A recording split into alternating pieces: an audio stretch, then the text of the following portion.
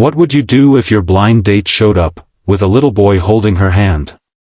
Tonight, you'll hear the story of a struggling single mom who apologized for bringing her son along, but the powerful CEO across the table didn't get angry. Instead, he just smiled and said something that would change all of their lives forever. Stay with me till the end, and don't forget to like this video and subscribe for more heart-touching stories. Maria sat in front of her tiny bedroom mirror, trying to fix her hair with shaky fingers, the cracked glass reflecting more than just her face. It showed every worry, every sleepless night, and every burden she had carried alone since her husband had walked out 2 years ago. She was only 27, but her tired eyes often looked closer to 40. Bills piled up on the dresser beside her, and her son's toy car sat on top of them as if reminding her of the reason she kept pushing through. Ethan, only 6 years old, was the light of her life, but he was also the reason she constantly worried about the future. Working double shifts at a diner barely covered rent, groceries, and school supplies. When her best friend convinced her to go on a blind date, Maria laughed at the idea at first.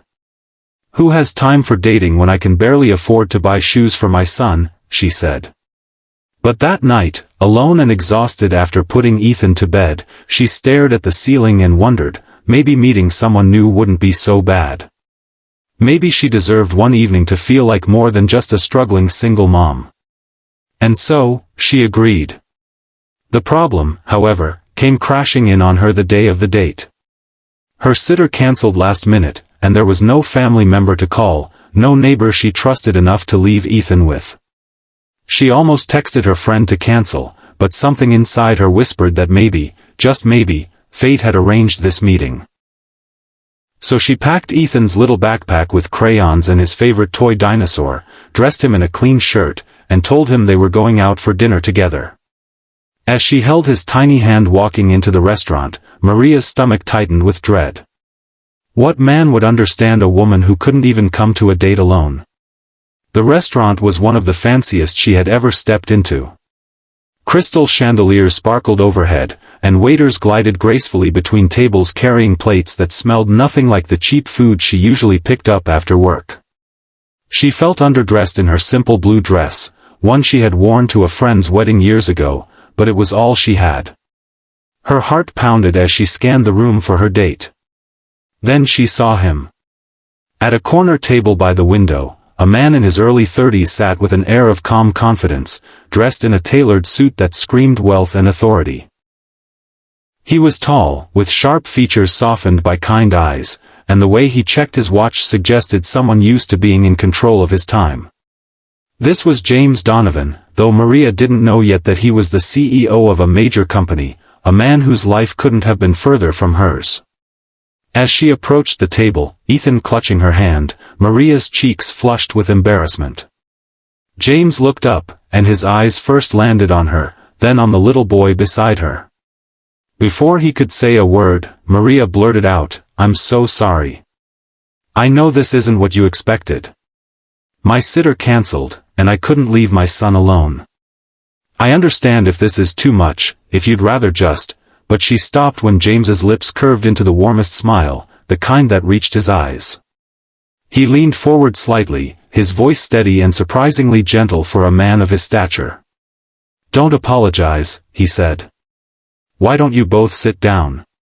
I'd like to meet him." Maria froze for a moment, the words catching her off guard. She was so used to people sighing, rolling their eyes, or treating her like a burden the second they learned she was a single mom. But James was different. He didn't flinch, didn't frown, didn't shift uncomfortably in his seat. Instead, he reached for a second menu and handed it to Ethan as though it were the most natural thing in the world. Ethan, shy at first, peeked up at him and then whispered, "Thank you, sir." James chuckled softly. "Call me James." As they settled into their seats, Maria's nerves still buzzed like a storm inside her chest. She kept worrying Ethan would spill something, talk too loudly, or make James regret agreeing to stay. But with every passing minute, James surprised her again. He asked Ethan about his favorite superhero, listened intently as the boy talked about dinosaurs, and even helped him color on the kids' menu with the crayons the waiter brought over. Maria watched in disbelief. No man had ever shown such patience and kindness toward her son, not even Ethan's own father. When the food arrived, Maria noticed something else. James didn't order the expensive wine or the rare steak that most wealthy men would. Instead, he asked Ethan if he liked pizza, then ordered a flatbread version so they could share. It was a small gesture, but to Maria, it felt monumental. This wasn't a man trying to impress her with his money or power, this was a man trying to make her child feel comfortable. And with each laugh that slipped out of Ethan's mouth, Maria's heart softened a little more. But even as the evening unfolded like a dream she never expected, Maria's insecurities gnawed at her. She couldn't ignore the sharp contrast between their worlds. James was clearly successful, polished, and confident. She was a waitress with overdue bills and second-hand shoes. At one point, while Ethan was busy drawing, Maria leaned closer and whispered, "You don't have to pretend. I know this isn't what you signed up for. I'm just a single mom trying to get by." James studied her for a long moment, his expression unreadable. Then he said something that made her throat tighten with emotion. "Maria, I didn't come here tonight looking for perfection. I came hoping to meet someone real. And from where I'm sitting, you're exactly that." Her eyes stung with tears she fought to hold back. For so long, she had carried the weight of judgment from others, co-workers who pitted her, neighbors who whispered behind her back, and strangers who assumed she had ruined her own life. Yet here was a man who saw her not as a mistake, not as baggage, but as a person worth sitting across from.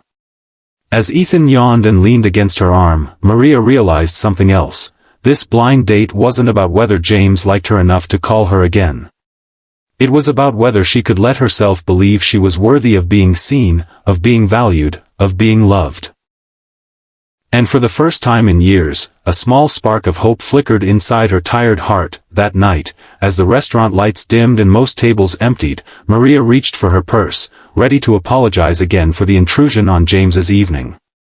But James stopped her gently. "Maria," he said, "don't apologize for being a mother. It's the most important job in the world, and from what I see, you're doing it beautifully." The word struck her like sunlight breaking through heavy clouds.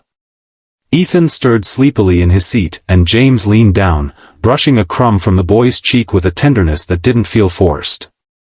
Maria's heart pounded, torn between gratitude and disbelief. She had expected judgment, maybe polite tolerance, but instead, she saw genuine respect. As they walked out together, James carried Ethan's backpack without hesitation. At the car, he turned to her with a calm smile. "I don't know what tomorrow holds, Maria. But tonight showed me something. Strength, love, and honesty. That's rare. And I'd like to see you again. Both of you." Maria's eyes filled, her lips trembling as she whispered, "Really?" James nodded. "Really." For the first time in years, Maria didn't feel alone. She felt chosen. She felt seen. Sparkles, don't forget to like this video and subscribe for more stories that touch the heart.